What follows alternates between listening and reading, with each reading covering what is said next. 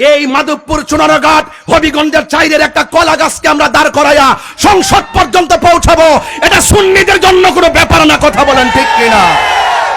এবার মাধবপুর চুনারঘাটবাসীর একজোট আসেননি ইনশাল্লাহ? আসেননিও? যে দিকটা যাবো এক দিকটা যাবো। এবার একটা কথা হইতো, কথা কন ঠিক না বেটি? এবার মাছ আসিরা কই গো, সবাই প্রস্তুত থাকেন এবার ইনশাল্লাহ। যদি নবীর জন্য যদি আমাদেরকে ভালোবেসে থাকেন, আর আমরা যদি নবীর জন্য আপনাকে ভালোবেসে থাকি, এবারের সামনের একটা দিন আমাকে দিবেন।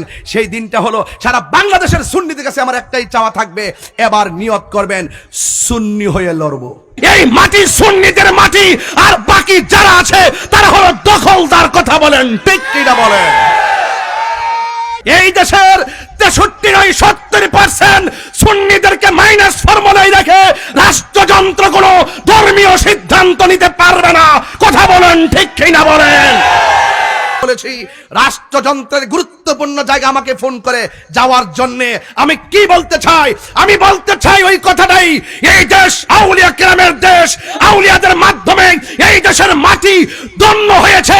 এই মাটি সুন্নিদের মাটি, আর বাকি যারা আছে তারা হলো দখলদার। কথা বলেন ঠিক কিনা বলেন? এই জন্য তাদের খপ্পর থেকে আপনি বাঁচতে হবে, আপনার সন্তান বাঁচতে হবে। কার সঙ্গে আপনার সন্তান যাচ্ছে, কোন মিছিলে যাচ্ছে, কোন মিটিং এ যাচ্ছে, আপনাকে খেয়াল রাখতে হবে। কথা বলেন ঠিক না বেঠিক?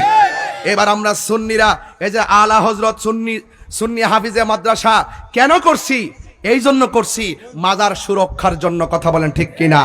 এই মাদ্রাসা কেন করছি? একমাত্র সঠিক আকীদা চর্চা এই বাংলাদেশে বুলন্দ করার জন্য। কথা বলেন ঠিক কিনা? এই মাদ্রাসা কেন করছি? যেন বহির্বিশ্বের যেন বদ আকীদাধারীরা এই দেশের মানুষের ঈমানকে যেন লুণ্ঠন করতে না পারে, সেই জন্য এই মাদ্রাসা করা হয়েছে। কথা বলেন ঠিক না বেঠিক? এই জন্য সুন্নিরা আজকে হাতে হাত রাখতে হবে। জীবনে ডানে বামে বহুত গেছেন, এবার হাতে হাত রাখেন। অন্তত পক্ষে আমি মাধবপুর চুনারঘাটে 22 বছর ধরে ওয়াজ করি, কোনোদিন জবানের খেলাপ করি নাই, কোনোদিন কোনো মাহফিল ক্যান্সেল করি নাই, কোনোদিন আপনাদের মনে কষ্ট দেয় নাই। আমি পরিষ্কার ভাষায় বলবো, যখন আমার 90টা মাজারে আক্রমণ করেছে, যখন মসজিদের ইমাম রইসুদ্দিনকে যখন নির্মমভাবে মব ভায়োলেন্সের মাধ্যমে দিবালোকের ন্যায় একদম তাকে হত্যা করা হয়েছে, সে মৃত্যুর আগে পানি চেয়েছিল, তাকে পানিটা পর্যন্ত দেওয়া হয় নাই। ওই আসামিরা দিব্যি ঘুরে বেড়াচ্ছে। আমরা বিচার পাই নাই, আমরা বিচার পাই নাই শহীদ নূর ইসলাম ফারুকীর হত্যাকারীদের, আমরা বিচার পাই নাই খাজা বাকি বিল্লাহ গুম হয়ে গেল সেই গুমকারীদের। এই জন্য সুন্নিরা আর ঘুমিয়ে থাকলে চলবে না।